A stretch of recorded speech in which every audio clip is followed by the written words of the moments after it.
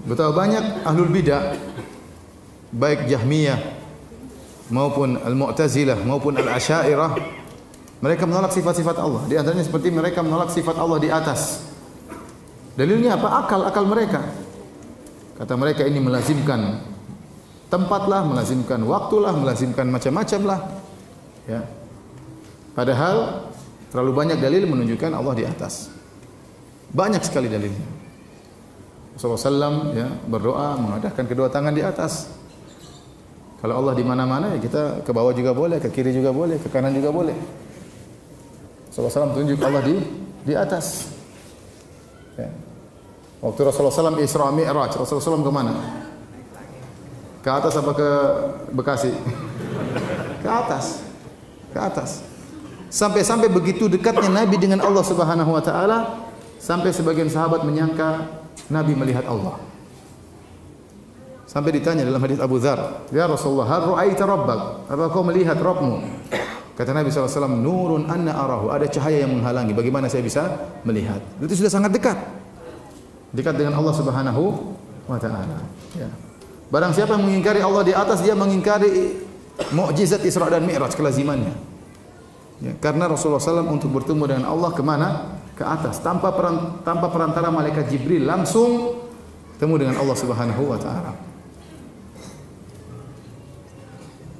Dan ini keyakinan yang diyakini oleh masyarakat secara umum. Fitrah masyarakat meyakini Allah di atas. Bukankah kita sering dengar kalau ada masalah kata mereka kita serahkan kepada yang di atas? Benar atau tidak? Sering dengar atau tidak? Tanya Allah di mana? Allah di mana-mana. Tapi maksud mereka Allah di mana-mana itu bukan zat Allah, tapi mereka meyakini ilmu Allah di mana-mana. Allah mengetahui apa? Segala-galanya. Tapi waktu mereka berdoa, mereka mengarahkan ke mana? Ke atas. Kalau mereka menghadapi suatu, kata mereka kita serahkan kepada yang di atas. Ini menunjukkan fitrah mereka meyakini Allah berada di atas. Malaikat Jibril turun dari Allah, mendapat wahyu dari Allah, turun kepada Nabi. Turun dari mana? Dari atas. Allah mengatakan tentang Nabi Isa, "Bar rafa'ahu Allah ilaih." Kata Allah, "Wa ma qataluhu wa ma salabuhu." Mereka tidak pernah membunuh Nabi Isa, mereka tidak pernah menyalib Nabi Isa. Kata Allah, "Bar rafa'ahu Allah ilaih." Tapi Allah angkat Nabi Isa ke Allah. Angkat itu ke mana? Apa ada angkat ke bawah? Terlalu banyak dalilnya, ya. Tanzilul kitab, Al-Qur'an turun dari atas, terlalu banyak. Malaikat naik dari atas turun ke bawah, lapor kepada Allah naik ke atas, amalan-amalan diangkat ke atas, terlalu banyak dalilnya. Ratusan dalil kemudian dibantah dengan otak bahwasanya Allah tidak di atas. Ya. Taib. Mereka yang menolak Allah di atas, dalil mereka apa? Otak, akal. Kita katakan kepada mereka, seandainya kita menjadikan akal sebagai sumber akidah, kita bilang seandainya akal cuma satu, nggak jadi masalah. Semua akal manusia modelnya cuma satu, tidak apa-apa mungkin kita jadikan akal sebagai sumber akidah. Masalahnya akal ukul mutafawita, akal itu bertingkat-tingkat. Akal siapa yang mau dijadikan patokan? Makanya berkata Al-Imam Malik rahimahullahu taala, "Ya laita syi'ri bi ayyi aqlin yuzanul kitabu was sunnah." Sampaikanlah kepada aku dengan akal siapa mau ditimbang Al-Qur'an dan sunnah? Mau pakai akal siapa? Apakah akalnya orang-orang Yunani, Aristoteles dan yang lain-lainnya? Atau akalnya para sahabat radhiyallahu ta'ala anhum ajma'in? Atau akalnya para imam madhab? Atau akalnya ahlul bidah yang muncul belakangan? Akal siapa yang mau dipakai? Oleh karena tatkala mereka menjadikan akal sebagai sumber akidah dan akal bertingkat-tingkat berbeda-beda, akhirnya outputnya juga berbeda-beda. Outputnya juga apa? Berbeda-beda. Lihatlah, kita berbicara tentang Allah di atas berbeda-beda. Orang-orang Jahmiyah mengatakan Allah tidak di atas, tidak di bawah. Tidak di dalam alam, tidak di luar alam. Mereka mengumpulkan dua yang kontradiktif. Kita bilang kalau tidak di atas berarti di mana? Di bawah. Kalau tidak di bawah berarti di mana? Di atas. Kata mereka Allah tidak di atas dan tidak di bawah. Tidak di timur dan tidak di barat. Itu gimana? Kalau tidak di timur berarti di mana? Di barat. Kalau tidak di barat berarti di timur. Allah di mana? Di bawah? Oh enggak, tidak di bawah. Di atas enggak. Terus di mana? Tidak di atas dan tidak di bawah. Ini enggak masuk akal. Allah apakah di alam semesta apa di luar alam semesta? Allah tidak di alam semesta dan juga tidak di luar alam semesta. Terus berarti tidak ada kalau begitu. Apa bedanya Allah dengan tidak ada? Sifatnya tidak ada. Apa sih? Kalau ada sesuatu tidak ada saya sifati. Tidak ada itu tidak di atas dan tidak di bawah. Benar atau tidak? Tidak ada itu tidak di dalam alam, tidak di luar alam. Benar atau tidak? Sebedanya tidak ada dengan Allah, apa bedanya? Ini Jahmiyah. Taib, orang-orang Mu'tazilah mereka mengatakan Allah tidak di atas. Terus bukankah dalam hadis-hadis yang banyak, hadis mutawatir, Allah akan dilihat di surga. Di antara kelezatan yang paling indah adalah melihat wajah Allah Subhanahu. Kata mereka Allah tidak bisa dilihat. Di surga pun tidak bisa dilihat. Terus hadis-hadisnya dhaif. Gimana dhaif? Hadisnya mutawatir, 20 sahabat lebih meriwayatkan. Tapi mereka konsisten, Allah tidak berada di atas dan Allah tidak bisa dilihat di akhirat kelak. Muncul orang-orang Asy'ariyah, pendapatnya lain lagi. Kata mereka Allah tidak di atas, tetapi bisa dilihat di surga. Nah, dilihatnya bagaimana? Ada arah melihat atau tidak? Antum kalau melihat ada arah dilihat enggak? Kalau antum melihat ada arah dilihat atau tidak? Ya berarti Allah ada di suatu arah. Makanya Nabi SAW mengatakan, "Innakum satarawna rabbakum kama tarawna al-qamara lailatal badri la tudamuna fi ru'yatihi." Sungguhnya kalian akan melihat Allah dalam riwayat ayanan yaumal qiyamah. Kalian akan melihat Allah dengan mata kalian pada hari kiamat kelak sebagaimana kalian melihat rembulan.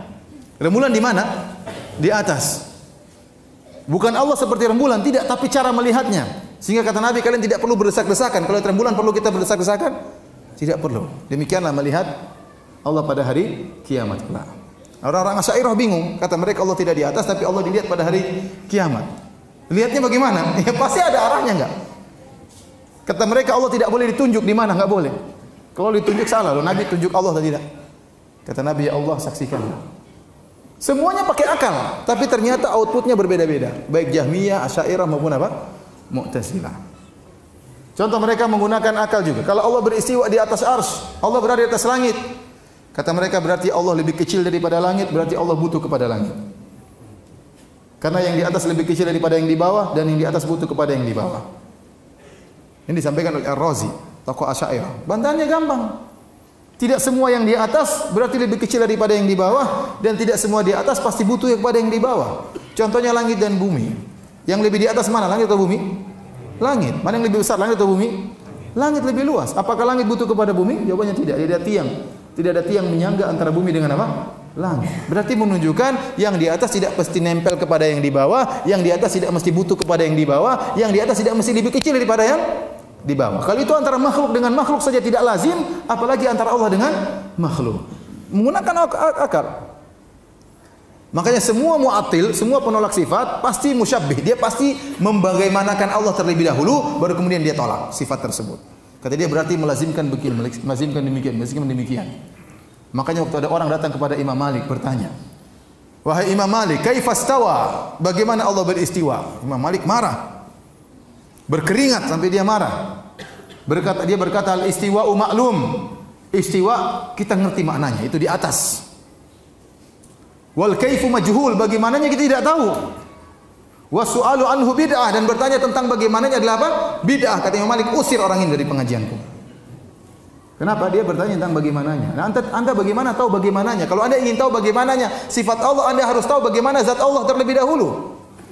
Dalam kaidah al-kalamu fi sifat far'un anil kalami fi dzat. Pembicaraan tentang sifat adalah cabang dari pembicaraan tentang zat. Kalau anda tahu bagaimana zat Allah, baru anda tahu bagaimana sifatnya Allah. Kalau anda tidak tahu bagaimana zatnya Allah, bagaimana anda bisa bayangkan sifatnya Allah? Kalau anda ingin membayangkan tentang Allah di atas arsy, bagaimana bayangannya? Pertama anda harus tahu Allah seperti apa. Zatnya bagaimana? Terus kedua anda harus tahu arsy seperti apa. Baru anda bisa bayangkan Allah di atas arsy. Kalau anda arsy saja anda tidak tahu, Allah pun anda tidak tahu, terus gimana anda bayangkan? Beriman saja kepada ayat-ayat Al-Quran. Ar-Rahmanu 'alal 'arsy istawa. Allah beristiwa di atas arsy. Sudah selesai. Itulah pemahaman para sahabat. Jangan kita gunakan akal kita kemudian menolak apa? Hadis-hadis dan ayat-ayat. Hati-hati. Ya.